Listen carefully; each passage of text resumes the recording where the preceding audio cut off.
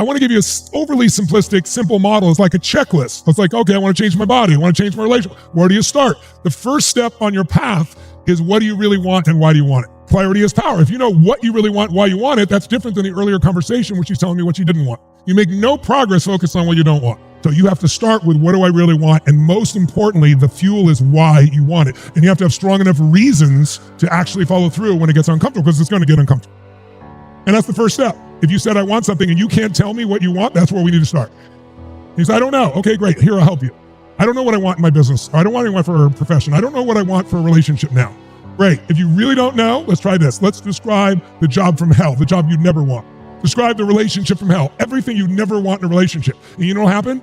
There's an energy in upset and anger. And when people start writing with that energy, they get flow. Most people can tell you the problem, plenty of detail, just like she did. And then they write it all down what they don't want. I say, okay, now look at that piece of paper and write the opposite. And you have the job from heaven. You have the relationship from heaven. So we can get you there. If you don't know what to do, get up in your body, change your state, and you'll know what it is. The reason you don't know is you keep saying, I don't know, which conditions you not to know. It literally blinds you. So that's the first step in anything. And if we get to somebody and they're unclear, we're all going to go, if they're not on the path, first step to the path, do they know what they want and why they want it with clarity? Is it strong enough? If it is, they're on the path. If they're not, you're not even on the path. Second step. And by the way, there's 7, but the first 4 are the most important. The others just give you momentum.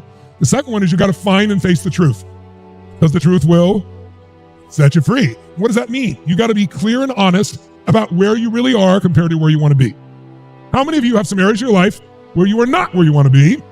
How many some areas where you're actually doing great? You're proud of where you are in that area of your life. The only way you improve once you know what you want and why you want it is to tell yourself the truth about why you're there. In other words, describe the gap with clarity.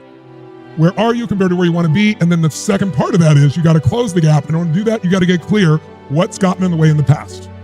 And that's basically what I did with each of these people I was just talking to, if you listened. What's gotten in the way? It's a fear, it's an emotion, or it's a limiting belief, and that belief is made up of language, physiology, and focus. In case you haven't noticed, they're all made up of those 3 things. So we could change any of those and change the belief. Or is it a skill you're missing?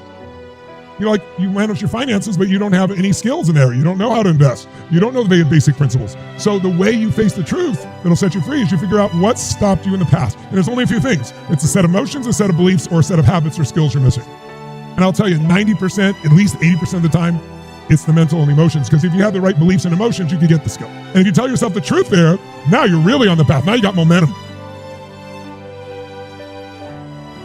Then what's the third step?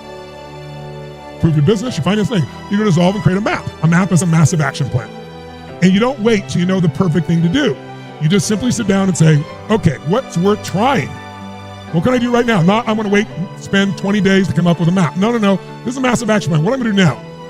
What are all the ways I could get to the result I want? You brainstorm them all. And you're not going to do all those things. So you're going to come back and say, what are the 20% of these things that'll give me 80% of the progress? And those are the things you go do. And you do one of those immediately. You don't wait. You don't wait till it's perfect. And by the way, if it doesn't work, what do you do? Try something else. If that doesn't work, what do you do? How many times do you change till you get what you want? You heard me share this with you before. How long do you give your average baby to learn how to walk? Before you shut them off and go, dude, you're not a walker. What are you, crazy? My kid's going to keep trying till they walk. That's why almost everybody walks. We need just a quick map, a quick piece. What are 3 things you're going to do? And I'll say that to many of you after. Tell me 2 or 3 things you're going to do out of this. So I know you're going to take not just the understanding of what's stopping you, but you know what to do. And then the fourth one, and these first 4 are the majority of it, you got to do what's hard. That's what everybody tries to avoid. You got to slay your dragons. So the dragon, hers is fear. It's not even her husband, it's fear. Her dragon is she wants all of her love to come from her daughter because it's safe love.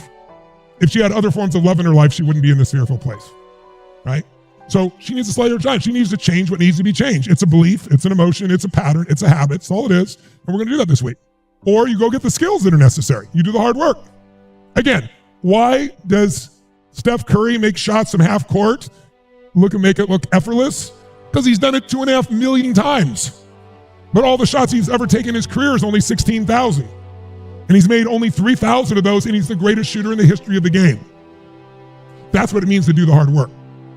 If you're not doing the hard work, you're not going to get the result. It's not enough you know what you want. It's not enough that you know what stopped you, or you got a good plan. You got to do that plan. You got to go make it. You got to get the result. And when you slay the dragon, you will transform. And the dragon is almost always an emotion or a limiting belief. Now all you did, you go to step 5. You want to keep the momentum? You need a daily practice so that now there's something little you do every day that keeps you moving forward. Some kind of daily practice that'll guarantee progress. Progress will lead to what you want. And then 6, once you do that, you just need to keep raising the standard a little bit. Get a little better, demand a little more. And by the way, you can only do that if you measure things. If you're in business, if you don't measure it, you're not managing it. If I take over a company, I got 111 companies now. How can we run 111 companies? Because I go in those companies, I figure out what are the most important things, and I measure them more often. It's the first thing I do. Some people measure things once a year, so they have bad years. If I only measure once a month, I'm gonna do 12 times better. I got 12 times to improve it instead of 1. You might have bad months, but you're not gonna have a bad year. If I measure it weekly, you're not gonna have a bad month. If I measure it daily, you won't have any bad weeks.